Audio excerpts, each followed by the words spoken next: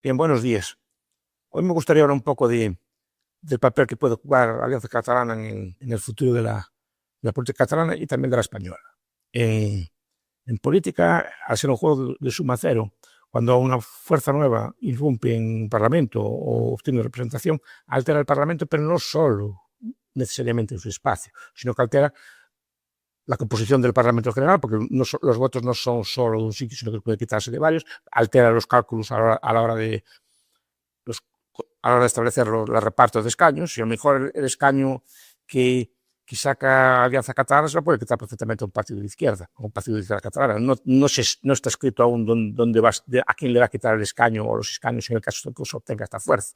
Pero sobre todo también porque condiciona el papel que pueden jugar las coaliciones a nivel catalán y a nivel español, porque se altera sustancialmente pues, la forma en que los partidos pueden juntarse, pueden separarse o pueden vetarse mutuamente. Los vetos cruzados rara vez se estudian, pero son una constante en cualquier tipo de negociación política. Entonces, ¿qué partido se trata la Alianza Catalana?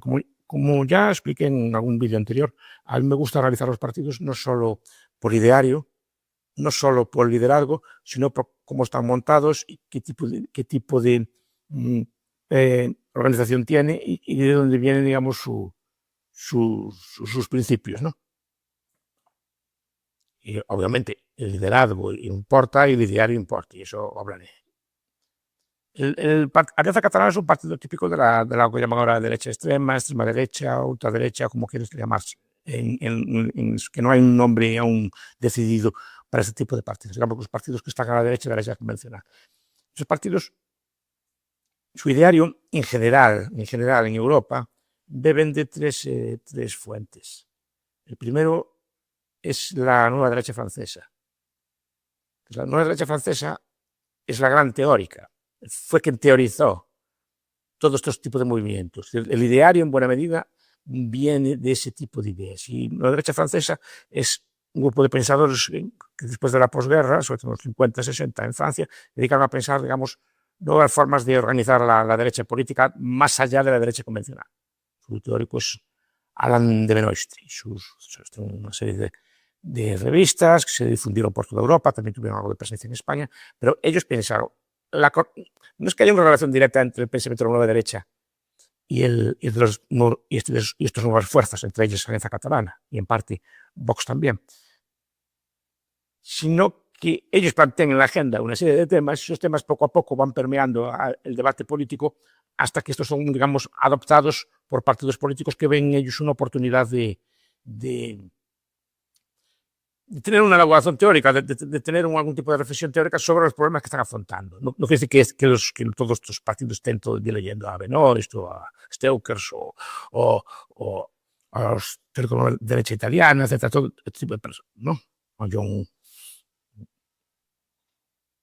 Mira o cosas por el estilo, una serie de autores. ¿Qué plantean estos autores? Estos partidos plantean un principio de identidad. O sea, ellos, por ejemplo, reniegan del racismo. O sea, no son racistas, en el sentido que no piensan que haya una raza superior a otra, cosa que mucha gente les achaca, pero no lo son. Lo que son es diferencialistas, dice. Como que Europa tiene su propia composición, cultural, étnica, lo que sea, África tiene la suya, Asia tiene la suya, y dice que cada uno debe vivir en su propio espacio.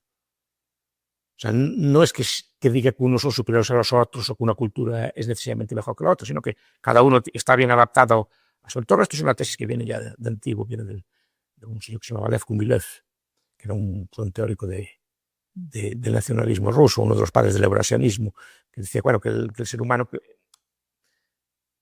como que se adapta a su entorno, como los animales cuando están en su terreno conocen los olores, conocen los sonidos, conocen cuáles son sus predadores, etc. Porque el ser humano como que está también adaptado a su entorno físico, que tiene que ver con las teorías de la biosfera, etc., que no es aquí la cuestión de desarrollarla, pero viene a implicar algo así, que como que los europeos están adaptados a su terreno, conocen su territorio, sus formas de ser, su cultura, su cosa, y los africanos las unen, lo que dice que no es buena cosa que, digamos, que se mezclen las culturas. Digamos que es muy crítico del multiculturalismo. Es una tesis que en su momento fue muy arriesgada, pero tuvo mucha presencia. Entonces, esas ideas de la nueva derecha son una de las constantes, digamos, del de todas las derechas modernas, porque no es un etnicismo, si quiere, pero no es necesariamente racista, en el sentido de que no dice estas razas son superiores a las otras. Los racismos de los años 30 y 40 en Europa sí que lo eran. No. Todos somos personas, todos tenemos una cultura, pero cada cultura en su sitio. Esa es la tesis. Entonces, que establece un diferencialismo. Y esto, digamos, ofrece una nueva visión de este mundo a los nuevos partidos. También en general son muy europeístas, en sentido amplio de Europa, etc. ¿No? Defienden como una cultura occidental y sacan sus referentes teóricos y la quieren, digamos, esto que no pasaba de ser un ejercicio retórico, teórico, con sus libros, cosas. En España están traducidos bastantes de sus libros, incluso, por ejemplo, reivindicando las raíces paganas de Europa, etc., como que había una religión propia de los europeos y que las religiones orientales, pues que se incardinaron aquí de forma equivocada porque no estaban adecuadas para esto. Tienen un teoría, repito, que discuten y tienen libros teóricos muy interesantes que se pueden discutir, pero bueno, no pasaba de ser un ejercicio teórico. Lo que pasa es que en muchos partidos empezaron. El primero creo que fue el Frente Nacional francés al principio de todo, cuando estaba el padre de Marine Le Pen, y Marine Le Pen que empezó a interesarse por estas teorías y tuvo relación al principio, antes de romper con ellos, con este tipo de círculos, ¿no? Porque son círculos, repito, puramente intelectuales, o sea, muy estudiosos de sus pequeños círculos, sus revistas, pero no trascendente. Pero empezó a dar legitimación teórica a la idea de que la emigración no era una cosa buena. Entonces, estos partidos toman de ahí la inspiración, y también del europeísmo y de la crítica. Cuidado, no son críticos con el Islam. Es una cosa que también, aunque algunos de ellos, ya separados también, como Jaume Falle, sí que critica ya el Islam, etc. Pero él no. Los teóricos de la derecha francesa, incluso algunos de ellos se convirtieron al Islam. No que el Islam, dice que el Islam en Europa, no que estén contra el Islam así. Son de ser unos pensadores excéntricos, más o menos excéntricos, pasaron, digamos, a incorporarse ese discurso, de forma directa o indirecta, al imaginario de muchos partidos, digamos, de este corte. Porque los partidos de este corte tienen todos en un lugar común, son todos anti-migración. Después cada uno de ellos tiene otro tipo de cosas. El segundo punto que toman es una visión neoliberal de la economía, en general. Repito en general, que no todos son así, pero el mainstream de estos partidos también coge la base teórica en neoliberalismo, incluso próximos a la escuela austriaca, incluso próximos a las ideas de Hoppe y otros autores. Sobre todo, no de Hoppe en sí, porque Hoppe no se mete en estas cosas, pero sí que hay algunos discípulos o estudiosos de la obra de Hoppe que sí que le interesan estos temas, porque introduce también un elemento económico que es nuevo. El viejo fascismo, el viejo nazismo eran muy intervencionistas, cuando no semisocialistas en ámbitos económicos. Entonces tenían una economía del control, una economía incluso planificada, una economía con los precios muy intervenidos, como el Estado controla los sectores principales de la economía y lo regulaba. Estas nuevas derechas son más liberales en lo económico o neoliberales, no todas, aunque también hay cierta evolución, ¿no? Hay debates entre ellas. Por ejemplo, la Liga Norte italiana, ahora la Liga, tiene este componente, la FD alemana tiene este componente, el primer Xbox tenía este componente, o sea que hay fuerzas en Europa que tienen cierto componente, no sé si va en serio o no, pero tiene este componente por lo menos lo tiene, porque también ofrece, digamos, una crítica radical al socialismo. Y estas críticas radicales al socialismo las toman del neoliberalismo o de la escuela austriaca, no quiere decir que sean austriacos, quiere decir que toman estas ideas de ahí. Y después hay un tercer punto que son rasgos nacionales de cada país, que de cada país tiene su propia tradición de derecha y de ultraderecha, y de ahí sacan rasgos, sacan mitos, pues desde Covadonga a otros componentes que tiene cada país. Juana de Arco en Francia, pues todos los debates culturales que hayan tenido los incorporan, y de la mezcla de esas tres cosas salen otros partidos. Cada partido de ellos es diferente, pero yo creo que comparten estos rasgos comunes. Y la Catalana es un partido en esta línea. Tiene esta visión de la nueva derecha, es un partido fuertemente anti-inmigración. O sea, en el sentido de que no quiere que vengan, digamos, personas alófonas o de fuera de Cataluña o de otras religiones a Cataluña. Tiene cierto elemento neoliberal. Yo leí el programa de la Alianza Catalana. Y desde luego, pues no es un programa socialista, es un programa pues bastante defiende el capitalismo en muchos aspectos, defiende una cosa que solo se lo había ellos en su programa, que hay que reducir el gasto social, pero porque hay menos pobres.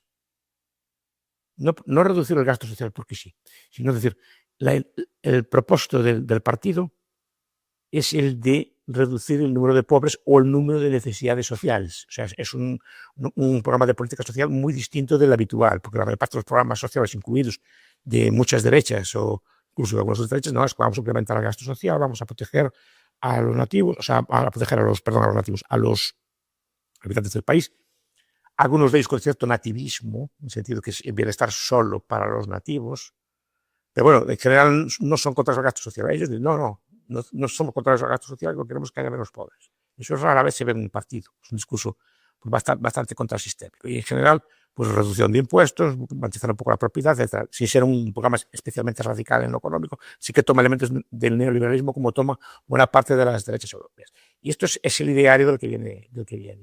Entonces, ¿cuál es el rasgo peculiar de Cataluña? Pues el debate independentista. Él se posiciona, Alianza Catalana se posiciona como un partido independentista frente a la, digamos, supuesta tradición de los partidos independentistas convencionales, Esquerra o Junts, que son los mayoritarios entre ellos. Es decir, ellos piensan que están haciendo una política, digamos, de seguidismo del gobierno español, algo para un independentista pues es una cosa bastante extraña, que llega a veces miembros de otros partidos que presentan los presupuestos, que están todo el día negociando leyes con ellos, pues a un independentista pues eso no le gusta, y sobre todo que sean, digamos, que formen parte de lo que llaman el bloque de investidura, el bloque de progreso, lo que sea. Entonces, aparece como una reacción, sobre todo frente a la deriva de Junts, que es una deriva, digamos, pues cara a la izquierda y cara a venderse al gobierno español, que se hace. Entonces, aparece ahí, empieza con unos pocos diputados en las últimas 2 o 3, en las últimas elecciones catalanes, y a partir de ahí empieza a crecer, pero empieza a crecer con un discurso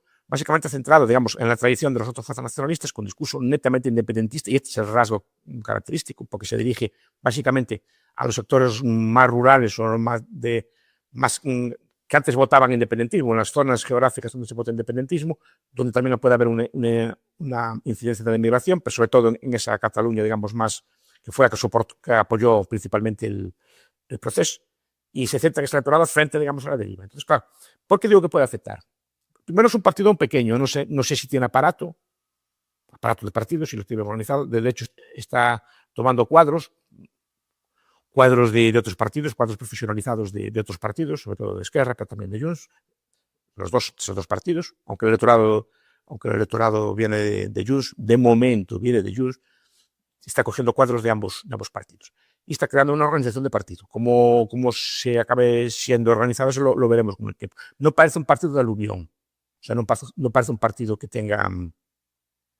sea gente que se arrime allí para tener un puesto, sino que parece, al establecer, digamos, un ideario tan claro, un ideario tan duro, señaliza, digamos, hace difícil a la persona que viene de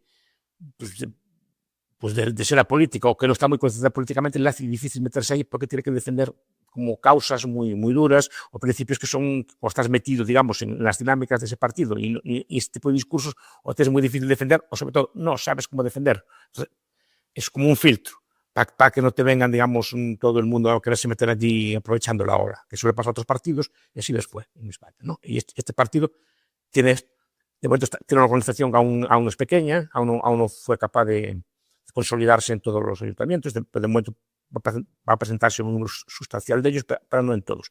Y esta es la idea. ¿Cómo puede afectar esto a la política española? Pues puede afectar de muchas formas, ¿no? De entrada, está consiguiendo que Junts se tenga que apartar de Pedro Sánchez. O sea, se puede apartar por otros motivos, pero de hecho, al ver la presión en su propio electorado y en su propio territorio de un partido que le come el espacio, precisamente por digamos, formar parte primero, de un bloque de izquierdas y segundo, de un bloque español. O sea, es decir, está perdiendo electores por todas las cosas. Entonces, eso puede conseguir, bueno, es lo que se está discutiendo estos días, si Puigdemont va a ser capaz de apartarse o no de Pedro Sánchez. Y esa es la primera derivada que puede tener. Después, por ejemplo, un partido de este estilo, en el caso hipotético de tener representación en Cataluña, en el caso hipotético de tener representación en España, digo hipotético porque en España no han decidido aún si se van a presentar o no. Yo creo que al final se van a presentar, porque un partido no puede dejar espacios vacíos. Es decir, no puede haber unas elecciones que no se presentan, porque te comen el espacio. Si no quieren ir a Madrid, se presentan, sacan el escaño y después no lo ocupan o no van o lo que sea, pero no deben no presentarse, porque si no, quedan como un espacio vacío. Y el espacio vacío político es que lo come otro. Entonces tienes que mantener a tu base organizada, con elecciones, con mítines y lo que sea. Sí, pero no puedes decir que... Puedes no ir, pero no presentar. Son cosas muy distintas. Pero bueno, ellos sabrán lo que tienen que hacer. Pero claro, eso dificulta la gobernación en Cataluña. Claro, el tener un partido de este estilo es un partido que, por ejemplo, las izquierdas tienen que vetar. Y si tienen que vetar, dificulta mucho las alianzas. Y si está en Madrid también, un partido de este estilo dificulta, con unos cuantos diputados, dificulta la gobernabilidad en el caso de haber empate de este estilo, ¿no? Y después no sabemos cómo puede moverse el espacio político, si puede incluso morder en votos obreros o en sectores con la de izquierda, entonces puede cambiar la dinámica de mayorías y de alianzas en el país. Esa es la cuestión que tiene. ¿Qué puede pasar? Pues no lo sabemos, pero no va a pasar solo en el espacio del catalanismo o del independentismo, sino que va a afectar todas las cosas. Es decir, por ejemplo, la relación de este partido, que es un partido netamente de derecha, ¿cómo va a ser con las derechas españolas? Eso es muy interesante saber cómo se van, porque compite Cataluña con Vox, pero no compiten en el mismo espacio. De hecho, están subiendo los dos. No compiten en el mismo espacio. Uno comparte con, digamos, se centra en el voto más urbano, etcétera, y si quiere, pues más de lealtad, digamos, constitucionalista o españolista, y otro se centra en un espacio más rural de la Cataluña más profunda, en un espacio, digamos, más catalanista independentista. El electorado comparte muchos valores, se pueden diferenciar en este aspecto en la cuestión de la cuestión nacional, pero el resto de los aspectos son votos muy similares. Porque puede, yendo separados, triunfar, porque muerden en espacios distintos. Que Vox no es capaz de entrar en unos y Alianza no es capaz de entrar en los otros. Entonces se complementa. Me gustaría saber cuál va a ser la relación del futuro. Porque de hecho en el Parlamento están votando muchas cosas conjuntas, incluso con el PP también. Pero claro, el PP ahí puede quedar un poco descolocado en ese tipo de debate. Pues digo que no solo afecta a su espacio estricto, sino que acaba afectando a toda la gobernabilidad, no solo de Cataluña, sino hipotéticamente la del Estado.